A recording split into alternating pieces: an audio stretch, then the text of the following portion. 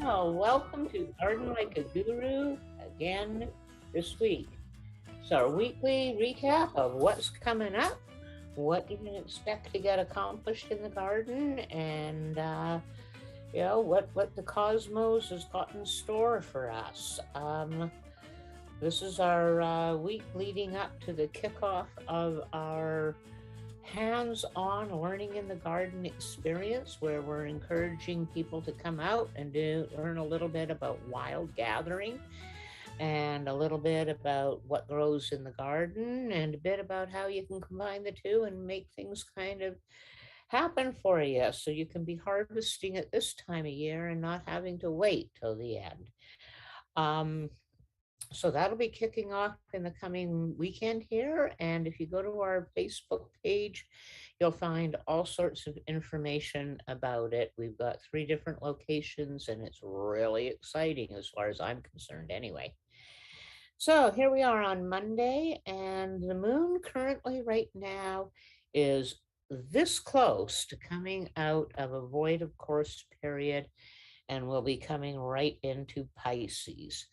Now we're in the fourth quarter, so that's tricky for planting much of anything. Now, Pisces being, a really good, solid, fertile water sign, can mitigate a few things in that department. So, especially if it's leaf producing, so if it's things like your brassicas, lettuce, spinach, those kind of things, and you're desperate. But please, let me emphasize that you really need to be pretty desperate to be planting in the fourth quarter. So, but if you got to get them in the ground because of some other considerations, you're going away, or you're not going to be able to have the time to get to it next week, or they're going to be way too big by next week. Yeah, this will give you a little bit of an edge later on today and all day tomorrow.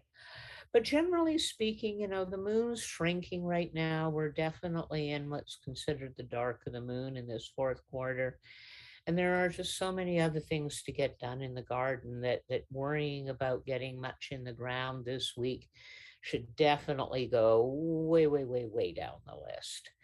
Now, anything that you do have in the ground, make sure you're keeping its water and moisture up, and make sure you're keeping an eye on those nighttime temperatures and mitigating anything there that might be coming around for you. Wednesday, we're going to come out of Pisces and we're going to go into Aries. Okay, so the moon's going to go void, of course, about 6:30 in the morning on Wednesday morning, and it's going to slide into Aries just a few minutes after 9 a.m.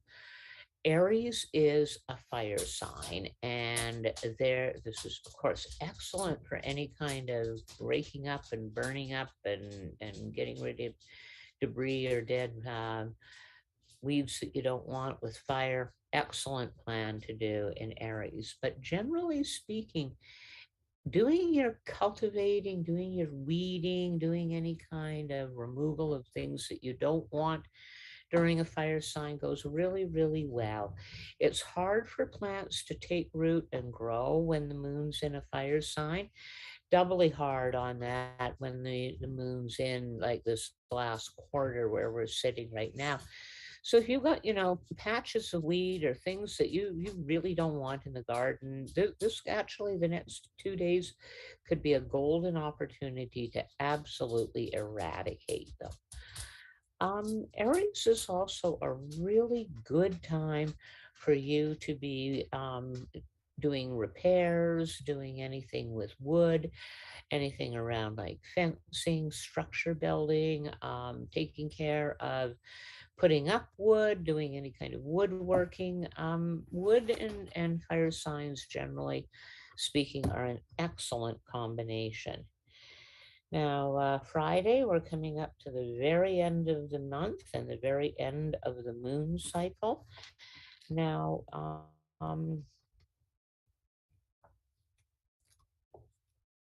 when on Friday, pretty much the last day before the moon goes new.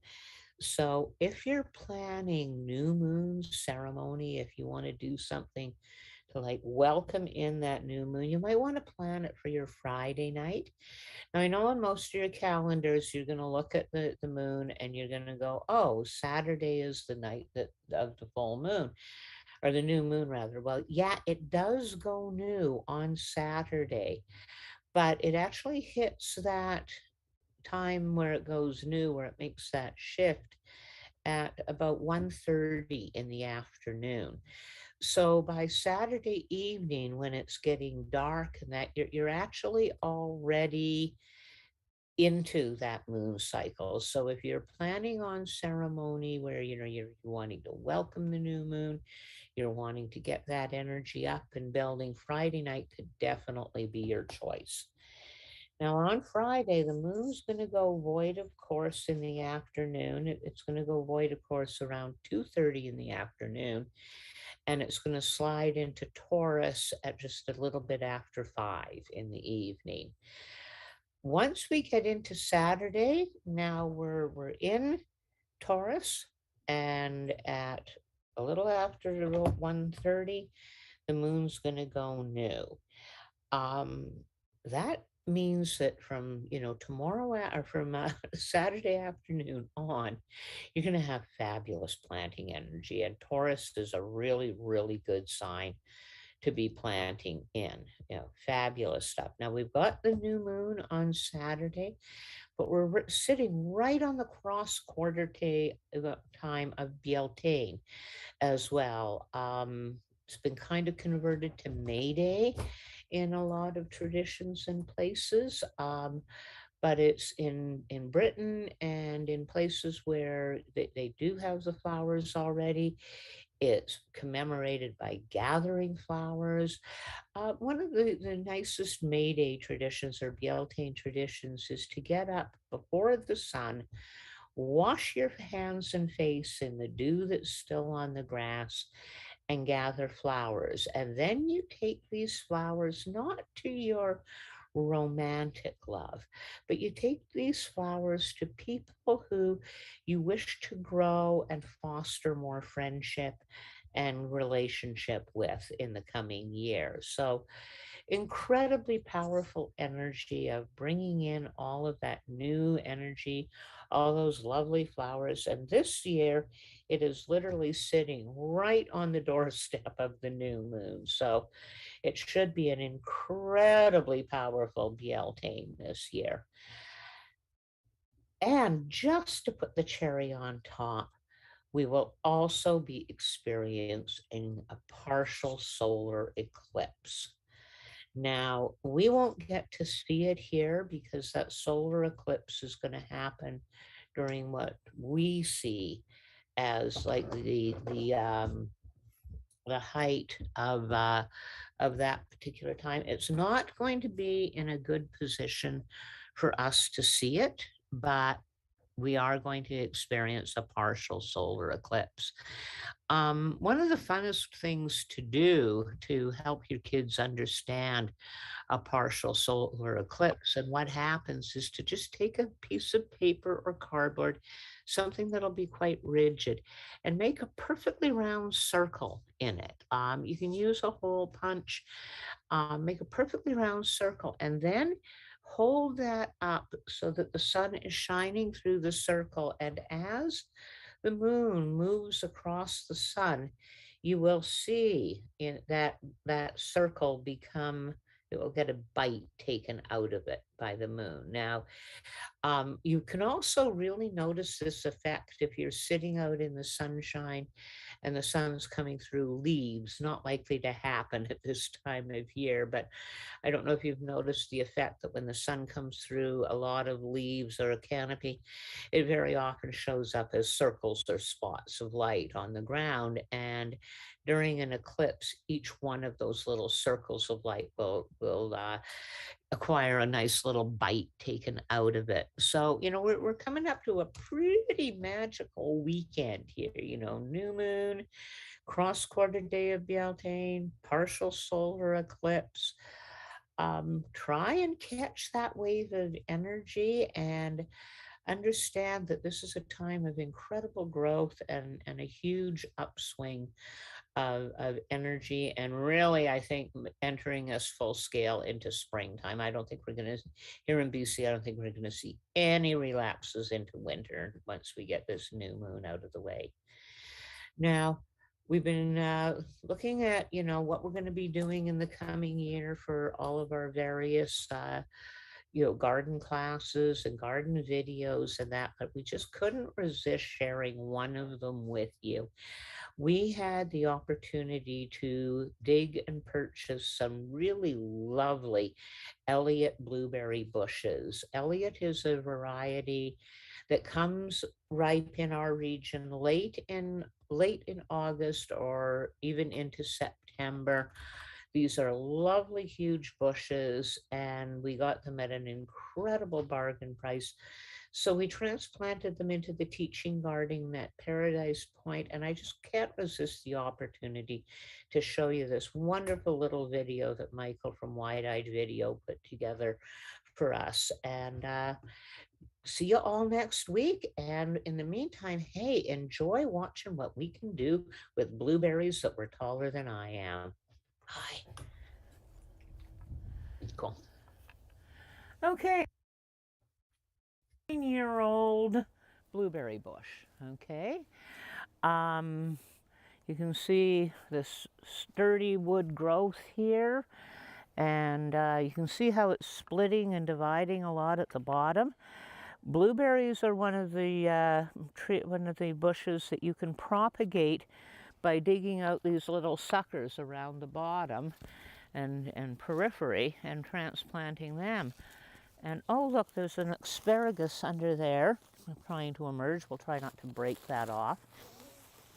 Okay. So even though we've got a tarp, you can see that these roots are starting to dry. That's a bad thing. Okay, you really don't want to do that much at all. We've got a rainy-ish, overcast day, which is ideal for transplanting, and it really is. I'm going to cover those roots up, but I wanted you to see kind of the size and scope of a root ball on a large, well-established bush. And you see how down on this side the roots are not dried out? That's good.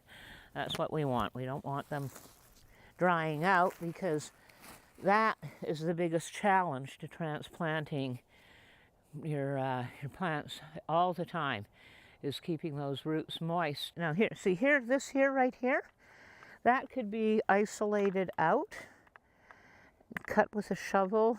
Make sure you get a part of the root clump, and there you'd have your own independent little bush. And we saw that lots out in the field yesterday digging these.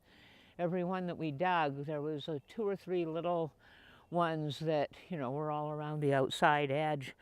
So yeah, once it's in the ground, give it a prune. Take back pretty much anything that looks like it's coming on new. Oh, this just, you got lots of bushes crowding and crossing each other, so keep in mind what your regular pruning principles. Get anything that's dead, broken, diseased looking should come off. Anything that's too high, too up, getting up to the sky too much should come off. And anything that's looking overcrowded, so you've got branches brushing against each other and crisscrossing, you don't want any of that. You want to prune all of that back. Very when you have a tractor. No, brilliant. I know, Sarah, it's cheating. No, it's not. I'm envious. You have a Kubota. So we've got our couple of holes, nice big wide. So now we just need to plunk a bush right in there and mound all this soil up.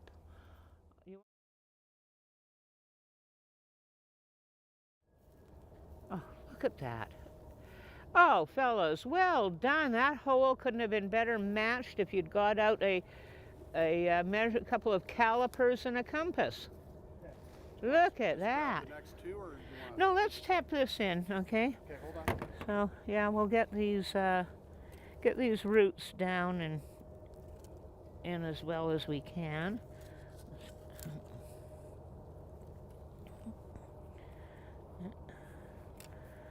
stomp it down a bit on that other side too if you can.